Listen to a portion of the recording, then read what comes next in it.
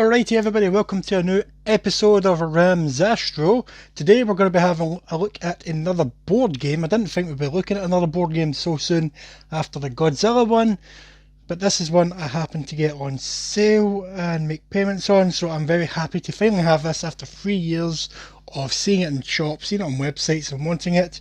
It is the Resident Evil 2 board game, as you know from the thumbnail and title of the video that you have clicked on. So I've wanted this for a long time. Resident Evil 2, the original PS1 game and the remake, I consider to be the best installments of the Resident Evil franchise, but not my favourites. That's a different discussion, but I love Resident Evil 2. I love it. I spent a lot of time back in the day playing this game on the PS1, pirated. Right, you know, I got that for my birthday in 1999, pirate copy. Me and my brother, we got our PlayStation pirated for a birthday. We got a couple of pirate games each, or copied games. I got Resident Evil, he got, I can't remember what he got, but we got a game each plus one to share. So I got Resident Evil, he got something, and the game we got to share was Jersey Devil. And I've got really bad PTSD flashbacks to Jersey Devil, so let's move on. So Resident Evil board game, I've been wanting this for a long time. Let's have a look at the front box art. Is great. That's reminiscent of the, I think it's the American box art, because we get this box art here in the UK. It's like a weird skull. I love it. It's awesome, and I remember seeing this artwork in magazines a lot. So let's have a swatch at the back. Well, on the side you've got the same artwork. Is it the same on the other side's plain? It's a bit boring. So at the back we've got all this information. It shows us the board game, shows us all the tokens, character pieces. It says here Leon, Claire, a zombie, and Birkin Stage 3 showing at actual size. That's quite cool. So let's have a read and see what it says at the back while I do some random zoom ins. Night has fallen over Raccoon City, and a shroud of darkness hides the horrors within. A viral outbreak has brought this once prosperous town to its knees, infecting the populace and turning them into ravenous undead monsters. It is into this nightmare you are now thrown, another survivor desperately trying to escape with your life.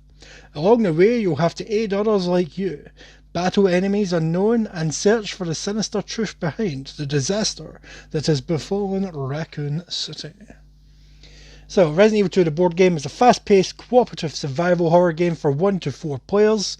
In order to survive and complete each scenario, players will have to work together and discuss the best way to advance. With only limited resources at their disposal, even the most accurate character won't be able to defeat every enemy. And if one character dies, the whole group loses. Players will have to quickly learn when to stand and fight and when to flee, just like in the game. Carefully designed from the ground up to deliver a terrifying and immersive experience faithful to the cult video game. Dare you try to escape the nightmare? It tells us what the box contains. 24 highly detailed plastic miniatures, 26 double-sided game board tiles, 44 terrain elements, 155 cards, 4-player health track boards, 11 tracker dials, 6 dice, 40 tokens, 1 rulebook and 1 scenario book. And here is the 4 figures that it is showing us on the back. So let's get my little knife out. Well, not knife, what do we call this? Box cutter opener thing, and let's crack into this. Let's get this bad boy open. Try not to damage the packaging. That should be enough to just peel it all back.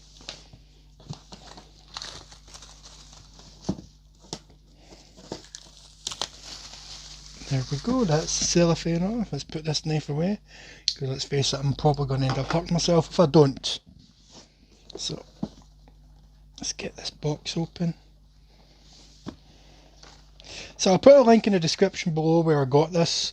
I'm not affiliated with this website, it's just that it's the cheapest I've seen it anywhere else. Okay, so I'll just set that over there. What has come up? This game contains scenes of explicit... That's cool, that's just like the loading screen in the original game. Not as low resolution, a wee bit, but they've highlighted a few points. Let's see. Oh, and it's the same on both sides. That is awesome. I quite like that. So it's the first thing you see when you open the box. So what else do we have here? Resident Evil 2, the board game. Can you survive the horror? Expand your game. So there's a few expansions for this. I've already got my eye on them. I would quite like this one because it comes with Birkin in his almost human state. My favourite state of Birkin. So yeah, we'll talk about the expansions another time. It's actually a really nice rule book. Oh, look at that. That's the front cover of the strategy guide I've had since the game came out. That's a great picture. That image is burned into my mind. So yes, this is just a rule book with some nice art plus all the rules. We'll have a swatch that soon. So this will be all your scenarios. This will tell you how to set up each board. So that's the cover that was on our games. So yes, so I think they're using the PS1 artwork, which is brilliant. It tells you how to set up your tiles. So let's have a swatch. So yeah, so these are all our tiles. Shotgun ammo, SMG ammo. Resident Evil 2, the board game. That's pretty cool. Just set that there. So yeah, we've got another one of these. So you've got to pop them all out. I thought they'd have been separate. Now that one's already popped itself out. Let's have a swatch at that. So that looks like the elevator at the end of the game. So that must be like the last scenario. That looks like it's leading up to that area and the science lab area. So yes, the printing on these is really good quality. Like they were the Streets of Raccoon, Car on Fire. Awesome. And obviously they're double-sided so that you can mix and match. I'll get all these popped out at another point when I'm getting ready to set up my first game with people. There's another one that's just decided to pop itself out. But here we go. Here is the juice of it. All of the figures. It seems to be behind some sort of plastic, so I'm just going to do a jump cut. Right, so I've got the plastic off. So what have we got in here? So these little plastic pegs. Those will be made for setting up your ammo counters.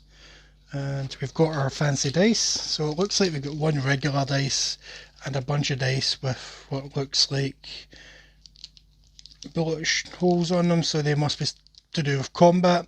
I'm not sure what those other icons mean, but that's what the rule book's for. And this will be our character cards, monsters and whatnot.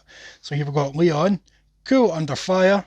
Once per activation, Leon may use an item while one or more enemies are in his square without making an evade roll.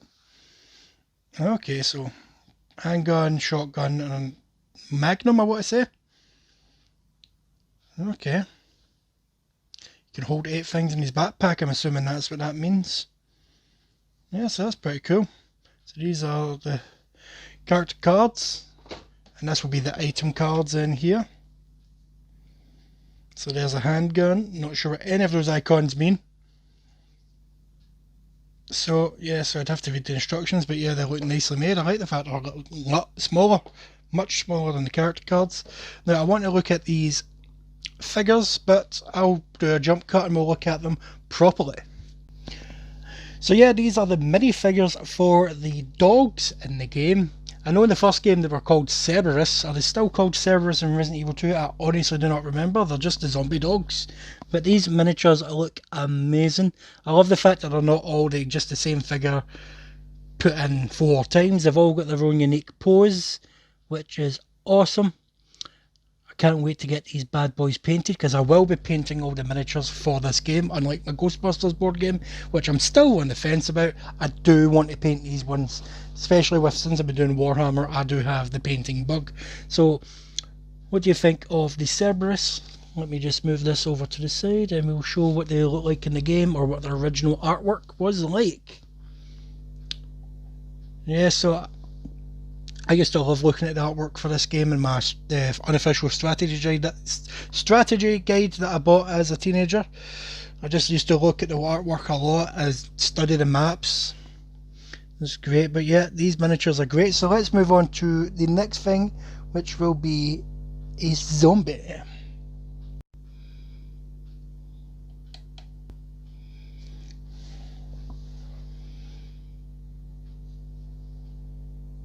And this is the zombie miniatures that you get with this game. There is 12 zombies in the box, but it's just 4 of each of these models. I do like the fact that they have given you at least a variety. You've got 1 female zombie, well, technically 4, but you know what I mean. You've got a female zombie, you've got a zombie reaching out wanting to grab, and then you've just got another zombie shuffling along. You can buy extra packs of different zombie figures, which is cool. I do have another board game called Zombies, not sure if they're on the same scale, so if I needed to I could mix it up and use some figures from that. But yeah, so let's have a look in the artwork of the original female zombie from Resident Evil 2. There she is. I'm pretty sure she's based on the artwork, so I'll paint at least one of these models to match that, because I'm going to try and paint them all to be a bit unique, so there's a bit of variety in the zombies, so that you're not getting, the models might be the same, but at least the skins won't be the same. So yeah, I'm looking forward to blasting these people apart in the game, so I cannot wait. So let's move on to the characters. Yes, this miniature is one of the player characters. That is Leon S. Kennedy. He is the rookie policeman who happens to come to Raccoon City on his first day of the job, just as it happens to be overrun with zombies and monsters. So that's a terrible first day for him. I quite like this little miniature. It looks like they've maybe taken a lot of inspiration from the original PS1 model and kind of thrown in a couple of little bits from his modern model. Yeah, so I will be painting this bad boy to look like this artwork, or as a design from the original Resident Evil 2. So I'm not sure if I'll do him more brown hair or more ginger. He is very more ginger in the original Resident Evil, so I may give him a base coat of ginger and just dry brush some blonde over that. So yeah, so this Leon figure does look good. He is ready to take down some monsters. He's standing there in the classic Resident Evil aim pose, ready to take down monsters, tank controls and all. So let's have a look at the next figure. And this figure is of Claire Redfield, the sister of Chris Redfield from the first game. She is in town looking for her brother, kind of like Leon. She's turned up just as there's zombies and monsters everywhere. So she has to team up with Leon to try and survive and get out of this mess. This figure is great. They've got her in her biker jacket, her biker shorts, those big ass boots, and she is holding the handgun that she uses in the game. So yeah, her and Leon do tend to use different weaponry in the game depending on what scenario you're using, which is great. It's a great little sculpt on this. For such a small figure, the detail is fantastic, because you can kind of see the design on the back of her jacket. That is going to be a nightmare to paint, but I'm looking forward to it. So let's have a look. So I will be painting her to match her original design. As you can see, it is the same outfit. Yeah, so I can't wait to get her painted. Her hair is a lot darker than Leon's, although I've always considered her at least a brunette / redhead tendencies, depending on whatever artist or render she's going through. So I will be painting. You can see she's got that knife on her jacket. Don't know how it was legal to walk about with a knife just in clear show on the shoulder of your jacket, but hey, she gets away with it. So let's look at the next player character that you can go.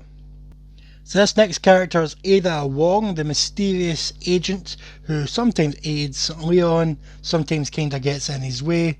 She's mysterious. Her allegiance or her loyalties are unknown as you're playing the game. Leon doesn't know if he could trust her. He doesn't know if he wants to trust her, but Ada is a staple in the Resident Evil series since Resident Evil 2, and this figure's done her justice. She's in her dress, which will be painted according to this artwork. Yep, so they've done a good job. She is holding what looks like, well, she is holding a gun, but what's in her other hand? She is holding what looks like the club key or the spade key. I think it's the club, which is pretty cool. It's a nice little detail. So I'll get that painted up to look like the club key. Yes, so I am looking forward to getting Ada Wong painted up, and this shall be good. And let's look at the final player character before we look at the last couple of monsters. And this character is Kendo. I'm pretty sure his first name's Joseph. Joseph Kendo. He is a gun store owner from the beginning of Resident Evil 2 who dies in the game very, very quickly in the original. In the remake, in a slightly more extended role, and I mean slightly, you even got to play as him in a DLC, which was pretty cool. So yeah, it'd be quite cool to play as him in this board game. I've already told Weatherson that if he plays this character, he has to roleplay the entire time as him. If you know Resident Evil 2, the original, then you know what I mean. The way he talks to people. Well, his base isn't 100% flat. That is going to be annoying. So yeah, this character's cool. Let's have a look at his original design. That's great. So you can see the figure here just standing. He's holding a shotgun. He's wondering who is coming into his shop, if they're a zombie or not. So speaking of zombies, let's move on to the monsters of the game. So yeah, the first set of monsters is we've got a couple of lickers here. They're fantastic enemies from the original Resident Evil and the remake Resident Evil, which somehow made them scarier. So in the original Resident Evil, you first come across one of these when they run past the window and you're wondering what the hell was that. Then a few moments later you find it crawling along the window after ripping the ceiling, after ripping someone's head, and it's your first major obstacle in the game. Up until that point you've just been fighting zombies. But these things they kind of look like big, muscly skinned people, but instead of having like eyeballs and it's just a brain at the top of the head, big sharp teeth and a huge tongue that's razor sharp and can just rip your flesh off. So yeah, these things are not to be messed with, and they're great for minor enemies. They're just a step up from zombies. They're very deadly and dangerous. They're not to be trifled with. You'd think because they're just a step up, they're just slightly more difficult to destroy, but no, a licker is something that you do not mess with. If you look at the original artwork here, they just look disgusting and terrifying. Love lickers as a design. And the noise they make when they're crawling about, you can hear it's almost like their claws gripping, but because their flesh is all skinned and wet, their claws gripping, but then their palms are kind of squelching against the surface. That's the only way I've ever been able to think of describing it. And then they also, instead of like roaring or that, they make this like exhaling hiss when they're moving about. It's very, very creepy. Very creepy, I love it. So I'm looking forward to getting these bad boys painted at some point as well. So let's look at the next monster up. And here we have a G-Mutant. This is one of the larger figure files. Well, one of the larger figure miniatures. It is one of those things that Birkin kind of drops off his body or spits out. I can't 100% remember.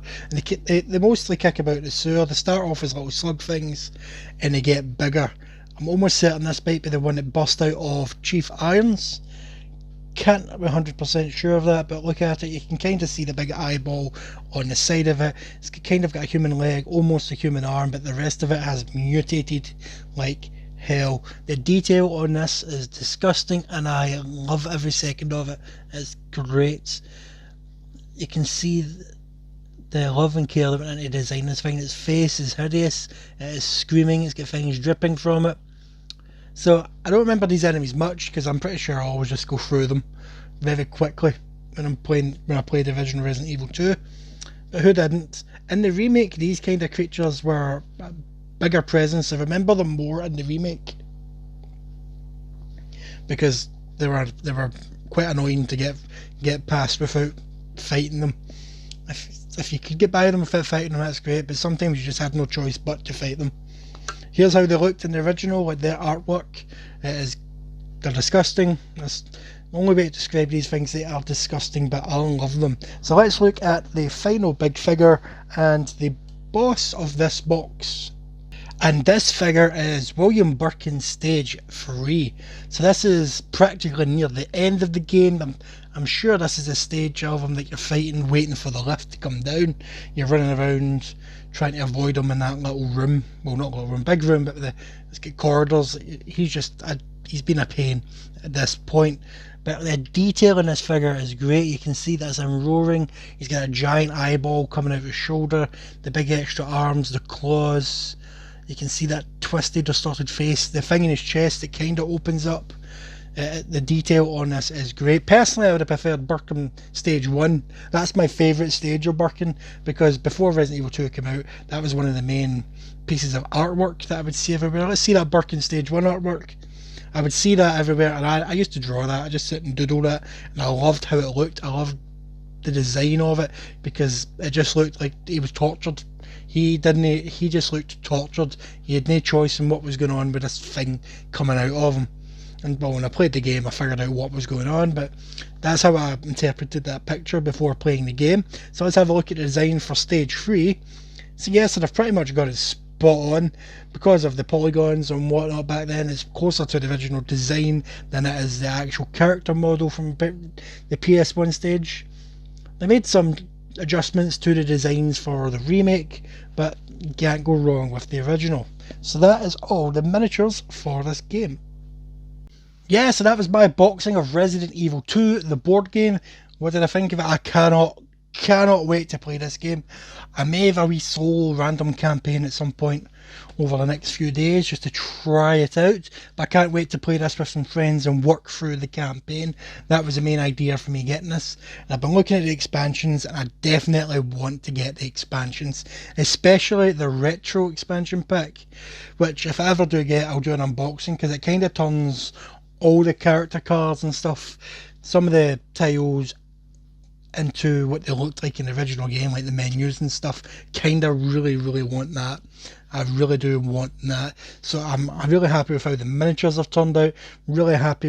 I'm going to be, well, as soon as I finish recording this, instead of going straight to editing, I'm probably just going to sit and read the campaign and rulebook just to get myself sorted with it. But I'm really happy with the game and I cannot wait to play it. If you've played this game or have this game, let me know what you think of it. Is it good? Is it great? Do you think I should maybe, if I do get together with some friends, record it, make an episode out of it? Let me know what you think. Is there any board games out there that you'd recommend? Now, I do have some other board games that I wouldn't mind making videos of, but don't worry, I'm not going to just make this channel into a board game channel all of a sudden.